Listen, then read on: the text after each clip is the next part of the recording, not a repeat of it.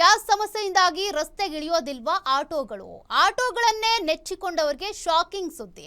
ಯಾಕಂದ್ರೆ ಆಟೋ ಮೇಲೆ ಡಿಪೆಂಡ್ ಆದಂತ ಅನೇಕರಿದ್ದಾರೆ. ಆಟೋದಲ್ಲೇ ಹೋಗ್ತಾರೆ, ಆಟೋದಲ್ಲೇ ಬರ್ತಾರೆ. ಅಂತವರಿಗೆ ಇದು ಒಂದ್ ರೀತಿ ಕಹಿ ಸುದ್ದಿ.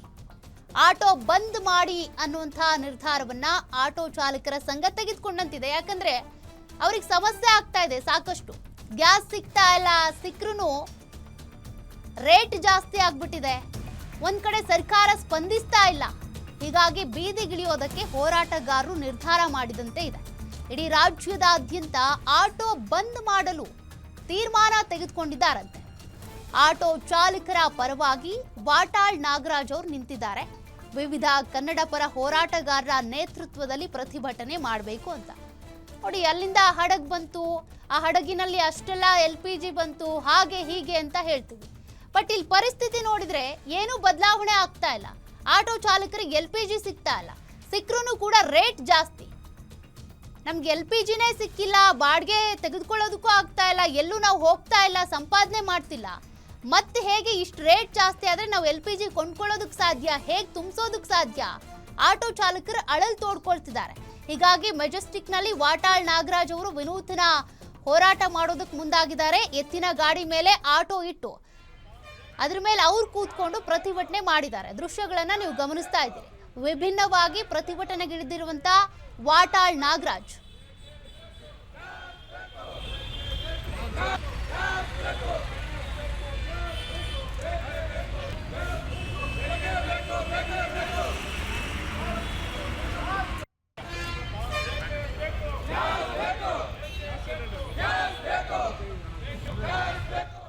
ಮತ್ತಷ್ಟು ಮಾಹಿತಿ ಕೊಡ್ತಾರೆ ಮೆಟ್ರೋ ಬ್ಯೂರೋ ಹೆಡ್ ಉಲ್ಲಾಸ್. ಸದ್ಯ ಆಟೋ ಚಾಲಕರ ಪರಿಸ್ಥಿತಿ ಸರ್ಕಾರಕ್ಕೆ ಕಂಡ್ರೂ ಕಾಣದಂತೆ ಆಗ್ಬಿಟ್ಟಿದೆ. ಹೀಗಾಗಿ ವಾಟಾಳ್ ನಾಗರಾಜ್ ಅವರು ವಿಭಿನ್ನವಾಗಿ ಪ್ರತಿಭಟನೆ ಮಾಡ್ತಾ ಇದ್ದಾರೆ. ಹಾಗಾದ್ರೆ ಇನ್ಮುಂದೆ ಆಟೋಗಳು ರಸ್ತೆಗಿಳಿಯೋದಿಲ್ವಾ? ಹೇಗಿರುತ್ತೆ ಪರಿಸ್ಥಿತಿ? What next?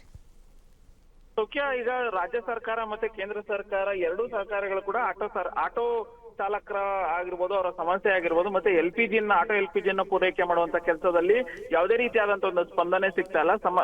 ಹಗಲು ರಾತ್ರಿ ನಾವು ಬಂಕ್ಗಳ ಮುಂದೆ ನಿಂತರೂ ಕೂಡ ನಮ್ಮ ಪರವಾಗಿ ಒಬ್ಬ ಜನಪ್ರತಿನಿಧಿ ಮಾತನಾಡ್ತಾ ಇಲ್ಲ ಅನ್ನುವಂತ ಒಂದು ಆರೋಪವನ್ನ ಆಟೋ ಚಾಲಕರು ಮಾಡ್ತಾ ಇದ್ರು. ಆದ್ರೆ ಇದೀಗ ಕನ್ನಡ ವಾಟಾಳ್ ಪಕ್ಷದ ವಾಟಾಳ್ ನಾಗರಾಜು ಆಟೋ ಚಾಲಕರ ಪರವಾಗಿ ನಿಂತಿರುವಂತದ್ದು. ನಾವು ಅವರ ಸಮಸ್ಯೆಯನ್ನ ಯಾರು ಕೂಡ ಪ್ರಶ್ನೆ ಮಾಡ್ತಾ ಇಲ್ಲ. ಕನ್ನಡ ವಾಟಾಳ್ ಪಕ್ಷ ಅದನ್ನ ಪ್ರಶ್ನೆ ಮಾಡುವಂತ ಕೆಲಸವನ್ನ ಮಾಡ್ತಾ ಇದೆ. ಜೊತೆಗೆ ಇದೇ ಸೋಮವಾರ ಮತ್ತೆ ಬುಧವಾರ ಹೊಸಕೋಟೆ ಟೋಲ್ ಮತ್ತೆ ನೆಲಮಂಗಲ ಟೋಲ್ ಅನ್ನ ಬಂದ್ ಮಾಡಿ ನಾವು ಪ್ರತಿಭಟನೆಯನ್ನ ಮಾಡ್ತೀವಿ. ಜೊತೆಗೆ ನಮ್ಮ ಆದಷ್ಟು ಬೇಗ ಆಟೋ ಚಾಲಕರಿಗೆ ಸಮಸ್ಯೆ ಆಗಿದೆ, ವಾರ್ಷಿಕವಾಗಿ 10,000 ರೂಪಾಯಿ ಪರಿಹಾರವನ್ನ ಕೊಡಬೇಕು, ಅವರ ಸಾಲವನ್ನ ಮನ್ನಾ ಮಾಡಬೇಕು.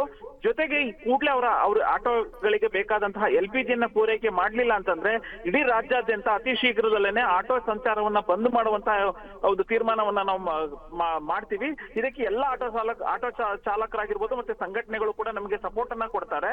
ನಮಗೆ ಇದೇ 13ನೇ ತಾರೀಕು ಮತ್ತೆ 15ನೇ ತಾರೀಕು 13ನೇ ತಾರೀಕು ಹೊಸಕೋಟೆ ಟೋಲ್, 15ನೇ ತಾರೀಕು ನೆಲಮಂಗಲ ಟೋಲ್ ಅನ್ನ ಬಂದ್ ಮಾಡಿ ನಾವು ಪ್ರತಿಭಟನೆಯನ್ನ ಮಾಡ್ತೀವಿ. ಅಷ್ಟರೊಳಗಡೆ ಸಮಸ್ಯೆ ಬಗೆಹರಿಲಿಲ್ಲ ಅಂತಂದ್ರೆ 15ನೇ ತಾರೀಕು ನಾವು ಒಂದು ಸಭೆಯನ್ನ ಮಾಡ್ಬಿಟ್ಟು ಯಾವತ್ತು ಇಡೀ ರಾಜ್ಯಾದ್ಯಂತ ಆಟೋವನ್ನ ಬಂದ್ ಮಾಡಬೇಕು ಅನ್ನುವಂತ ಒಂದು ತೀರ್ಮಾನವನ್ನ ಮಾಡಿ ರಾಜ್ಯಾದ್ಯಂತ ಅವತ್ತಿನ ದಿವಸ ಒಂದೇ ಒಂದು ಆಟೋನು ಕೂಡ ರಸ್ತೆಗೆ ಇಳಿದಿತಿ ಇರುವಂತ ರೀತಿಯಲ್ಲಿ ನಾವು ತೀರ್ಮಾನವನ್ನ ಮಾಡ್ತೀವಿ ಅನ್ನುವಂತ ಒಂದು ಎಚ್ಚರಿಕೆಯನ್ನ ವಾಟಾಳ್ ನಾಗರಾಜು ಸರ್ಕಾರಕ್ಕೆ ಕೊಟ್ಟಿರುವಂತದ್ದು. ಸೌಖ್ಯ.